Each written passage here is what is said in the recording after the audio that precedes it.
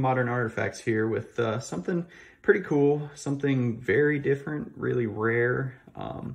This is something I picked up off of eBay. I haven't been able to find much about it. I've only been able to find one Chinese website that has any sort of information on it.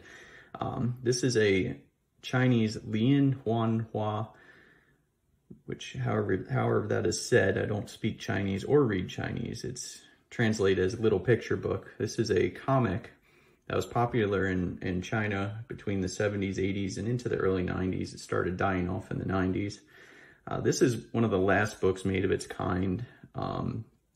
Most of these kinds of books, these Chinese comic books, were like a half format of this, of a standard comic book size. Pretty much all of them were black and white. This is the only one that I know that has color pages. Most of them had a colored cover, and all the rest of the artwork inside was black and white. Most of these were a little weird. They had some that were true to the story, some that were made by illustrators and writers in China that they had not ever even seen the movie. They had only ever seen photos. So like they kind of took liberties to have really different stories and different artwork and different characters. And they were kind of went rogue with these things. Pretty much all these were made about A New Hope, and a few were made about Empire Strikes Back. There weren't really any that were about Return of the Jedi. This one was from January 1992. It's written by the Chinese Children's Publishing House. It's part of their world-famous science fiction collection, which is pretty interesting. It's 56 pages.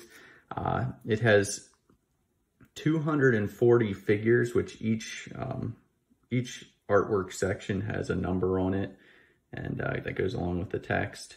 So it's a pretty sizable book compared to some of them that are, shorter. They kind of became a lost art form towards the end of their run in the early 90s.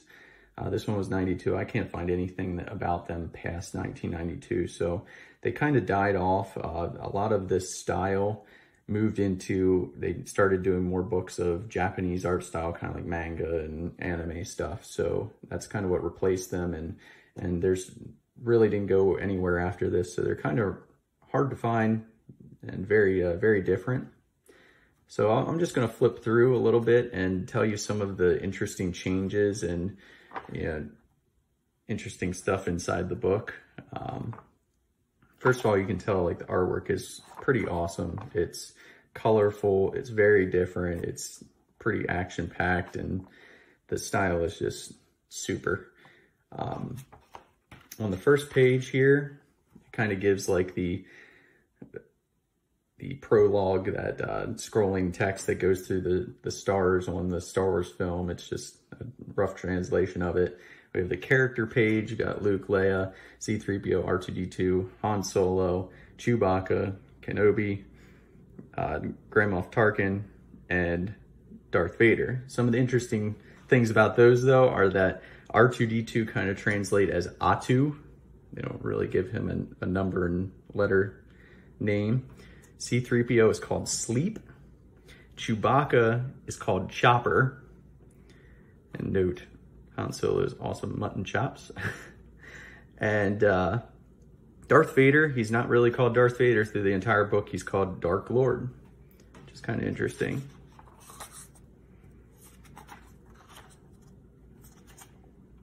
Some interesting things, like on page 7 here, you can see Princess Leia, like when she's trying to get through the blockade runner and get the Death Star plans off, she blasts the guy in the face. Pretty interesting artwork.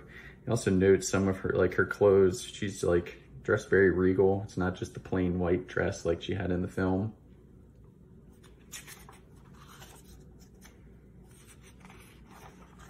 When R2-D2 meets the Jawas, you can see they're like mouse people. They have little mouse noses and whiskers, which really isn't like in the movie.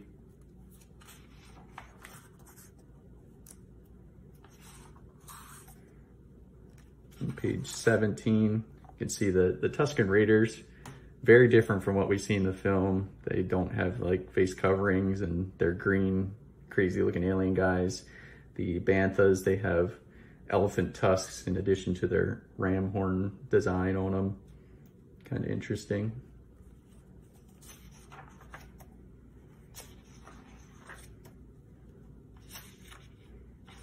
Next is one of my favorite things. So when Obi-Wan Kenobi fights off the guys that are harassing Luke in the cantina, you can see he doesn't just chop off his arm, he chops off both arms, and he chops off at the top of his head. Looks kind of like a coconut with no brain or anything inside.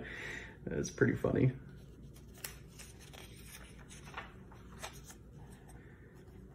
You can see on here the artistic liberties were taken with the Millennium Falcon, with Han Solo and Chewbacca. Chewbacca's real dopey looking. Looks kind of like a gorilla.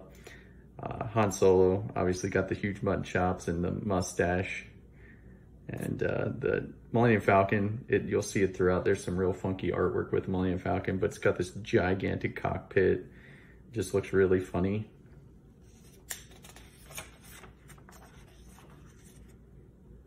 The training droid in the Millennium Falcon, it's like just a ball with a bunch of eyeballs drawn on it.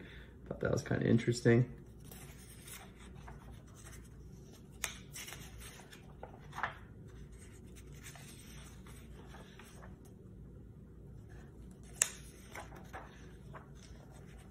So Grand Moff Tarkin here on this page, you can see apparently he had a knife in the scene, which it wasn't really in the movie, and he also holds it by the blade, which is kind of funny. He's pretty angry at it. See, these artwork's just really cool. Really neat style.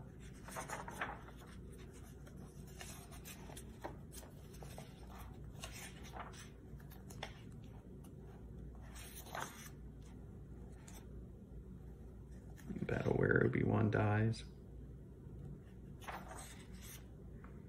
Okay, on this page you can see, like, once they escape the Death Star, they go to Yavin, but Yavin is like, looks just like, kind of like the landing platform on Cloud City, but it also kind of looks like Coruscant, so very different from the jungle temple, you know, that they were on in the film. Getting ready for the Death Star battle.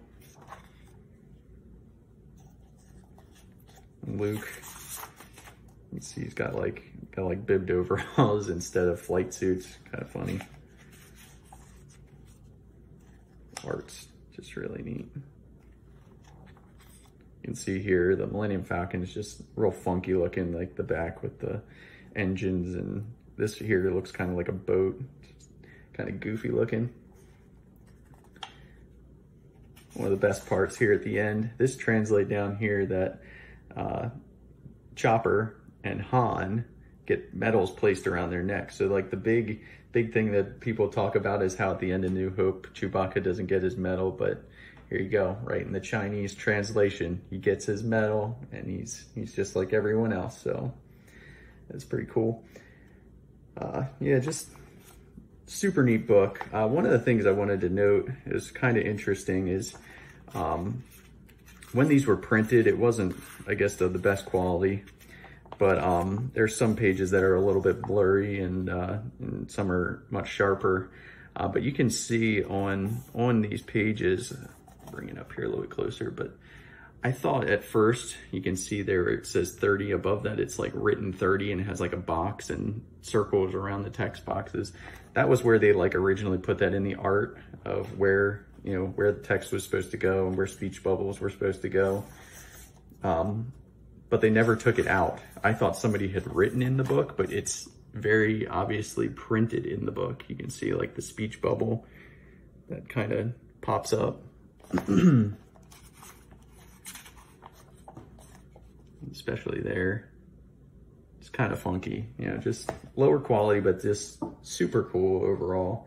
One thing I might do is I might make a translation video, because I did go through the entire book and do translations. Some of the text and dialogue is pretty humorous and very different from the movie. So I might make a video, go through the whole book and doing translations and showing off some of that stuff.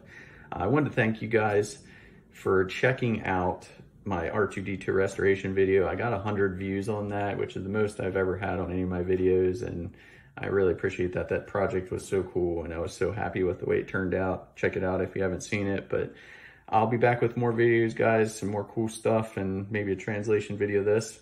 Thanks for watching. I'll see you later.